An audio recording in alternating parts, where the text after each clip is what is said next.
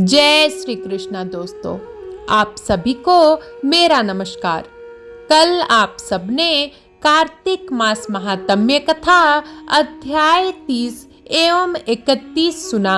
आज मैं आप सभी के लिए कार्तिक मास महात्म्य कथा अध्याय 32 एवं 33 लेकर आई हूँ। तो श्री हरि विष्णु का नाम लेकर कथा शुरू करते हैं। कार्तिक मास महात्म्य कथा अध्याय 32। मुझे सहारा है तेरा सब जग के पालनहार। कार्तिक मास के महात्म्य का 32वां विस्तार।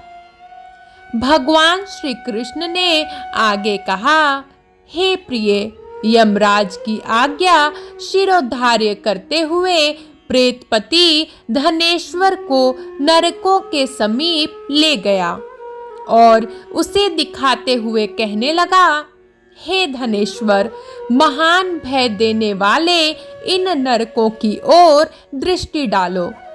इनमें पापी पुरुष सदैव दूतों द्वारा पकाए जाते हैं। यह देखो, यह तप्तवाचुक नामक नरक है, जिसमें देह जलने के कारण पापी विलाप कर रहे हैं। जो मनुष्य भोजन के समय भूखों को भोजन नहीं देता, वह बार बार इस नरक में डाले जाते हैं।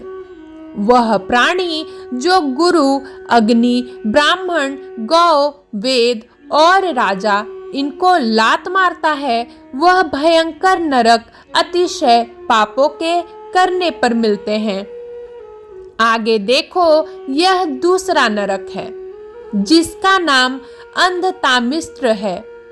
इन पापियों को सुई की भांति मुख वाले तमोत नामक कीड़े काट रहे हैं।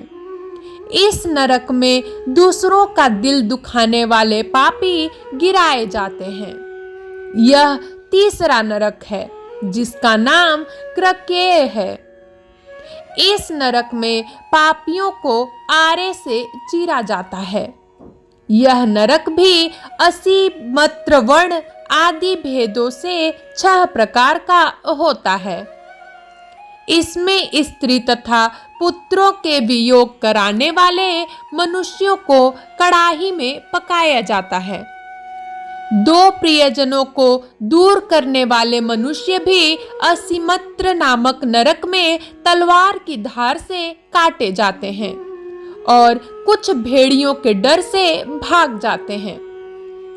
अब अर्गल नामक यह चौथा नरक देखो। इसमें पापी विभिन्न प्रकार से चिल्लाते हुए इधर उधर भाग रहे हैं। यह नरक भी वध आदि भेदों से 6 प्रकार का है।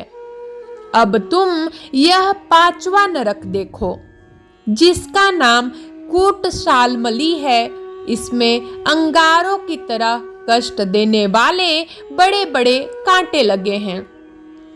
यह नरक भी यातना आदि भेदों से 6 प्रकार का है। इस नरक में पर स्त्री गमन करने वाले मनुष्य डाले जाते हैं। अब तुम यह 6ठा नरक देखो। उल्वन नामक नरक में सिर नीचे करके पापियों को लटकाया जाता है।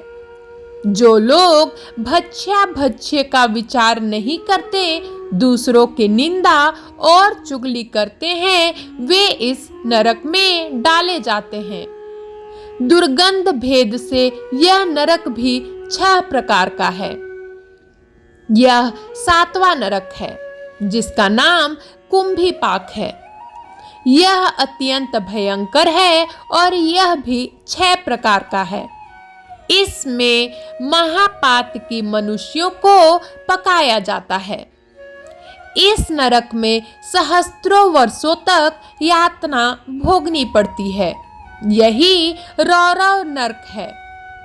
जो पाप इच्छा रहित किए जाते हैं, वह सुख है, और जो पाप इच्छा पूर्वक किए जाते हैं, वह पाप आर्द्र कहलाते हैं। इस प्रकार शुष्क और आर्द्र भेदों से यह पाप दो प्रकार के होते हैं। इसके अलावा और भी अलग अलग 84 प्रकार के पाप हैं।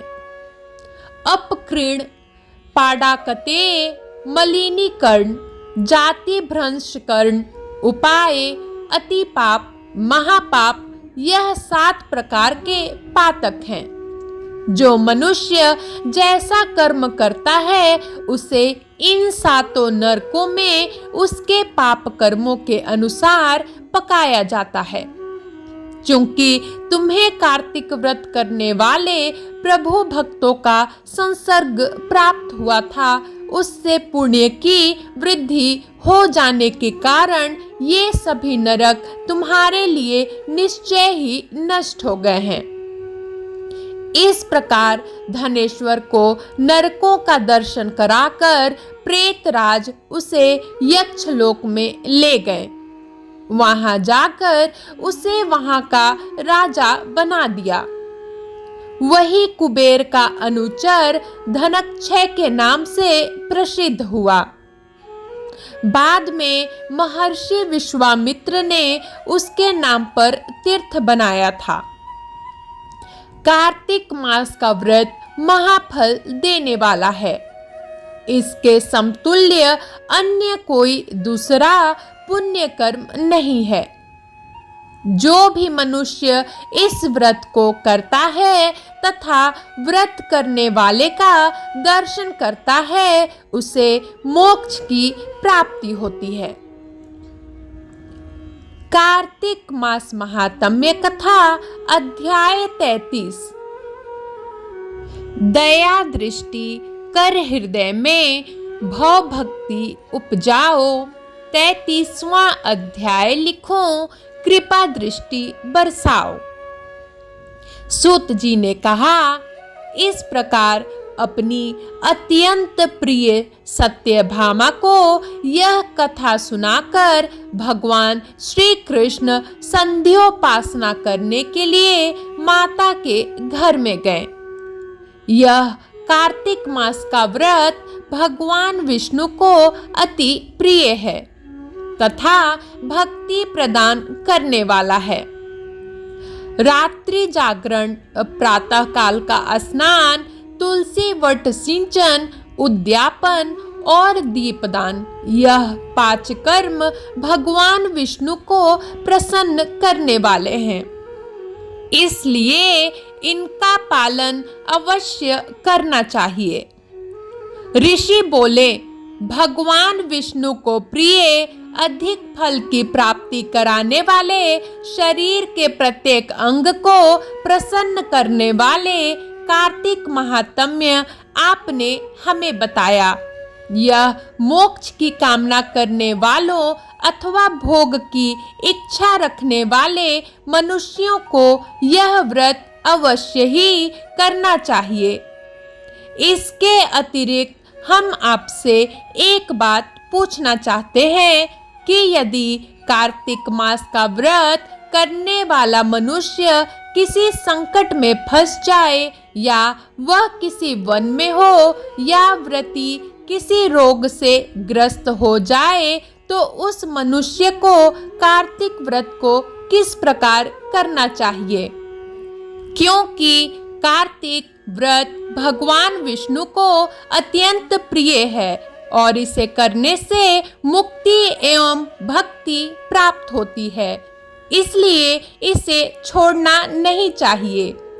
श्री सूत जी ने इसका उत्तर देते हुए कहा, यदि कार्तिक का व्रत करने वाला मनुष्य किसी संकट में फंस जाए तो वह हिम्मत करके भगवान शंकर या भगवान विष्णु के मंदिर जो भी पास हो उसमें जाकर रात्रि जागरण करे।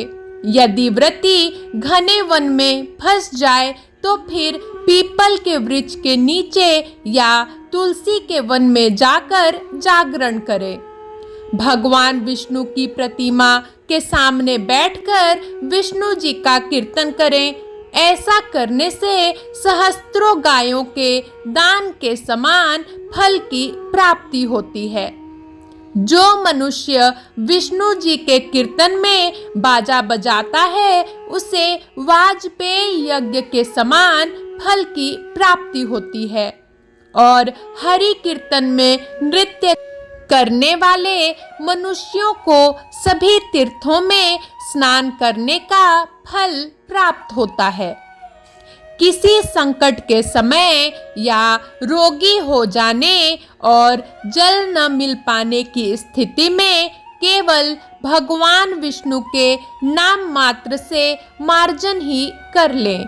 यदि उद्यापन न कर सके तो व्रत की पूर्ति के लिए केवल ब्राह्मणों के प्रसन्न होने के कारण विष्णु जी प्रसन्न रहते हैं।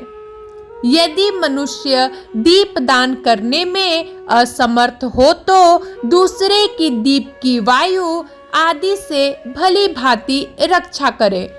यदि तुलसी का पौधा समीप ना हो तो वैष्णव ब्राह्मण की ही पूजा कर ले, क्योंकि भगवान विष्णु सदैव अपने भक्तों के समीप रहते हैं। इन सब के ना होने पर कार्तिक का व्रत करने वाला मनुष्य ब्राह्मण, गौ, पीपल और वट वृक्ष की श्रद्धा पूर्वक सेवा करे। शौनक आदि ऋषि बोले, आपने गौ तथा ब्राह्मणों के समान पीपल और वट वृक्षों को बताया है और सभी वृक्षों में पीपल तथा वट वृक्ष को ही श्रेष्ठ कहा है। इसका कारण बताइए। सूत जी बोले, पीपल भगवान विष्णु और वट भगवान शंकर का स्वरूप है। पलाश ब्रह्मा जी के अंश से उत्पन्न हुआ है। जो कार्तिक मास में उसके पत्तल में भोजन करता है वह भगवान विष्णु के लोक में जाता है। जो इन वृक्षों की पूजा, सेवा एवं दर्शन करते हैं उनके सभी पाप नष्ट हो जाते हैं।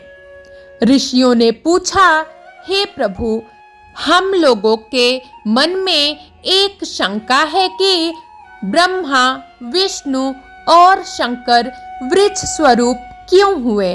कृपया आप हमारी इस शंका का निवारण कीजिए। सूत जी बोले, प्राचीन काल में भगवान शिव तथा माता पार्वती विहार कर रहे थे। उस समय उनके विहार में विघ्न उपस्थित करने के उद्देश्य से अग्निदेव ब्राह्मण का रूप धारण करके वहां पहुंचे। विहार के आनंद के वशीभूत हो जाने के कारण कुपित होकर माता पार्वती ने सभी देवताओं को शाप दे दिया।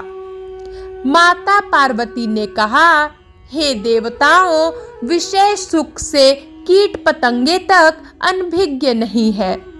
आप लोगों ने देवता होकर भी उसमें विघ्न उपस्थित किया है, इसलिए आप सभी वृक्ष बन जाओ। सूत जी बोले, इस प्रकार कुपित पार्वती जी के शाप के कारण समस्त देवता वृक्ष बन गए। यही कारण है कि भगवान विष्णु पीपल और शिव जी वट वृक्ष हो गए। इसलिए भगवान विष्णु का शनि देव के साथ योग होने के कारण केवल शनिवार को ही पीपल को छूना चाहिए, अन्य किसी भी दिन नहीं छूना चाहिए। कार्तिक मास महात्म्य कथा अध्याय 32 एवं 33 समाप्त हुआ। कल मैं आप सभी के लिए कार्तिक मास महात्म्य कथा अध्याय 34 लेकर आऊंगी। तब तक के लिए जय श्री कृष्णा, जय विष्णु भगवान, जय माँ लक्ष्मी।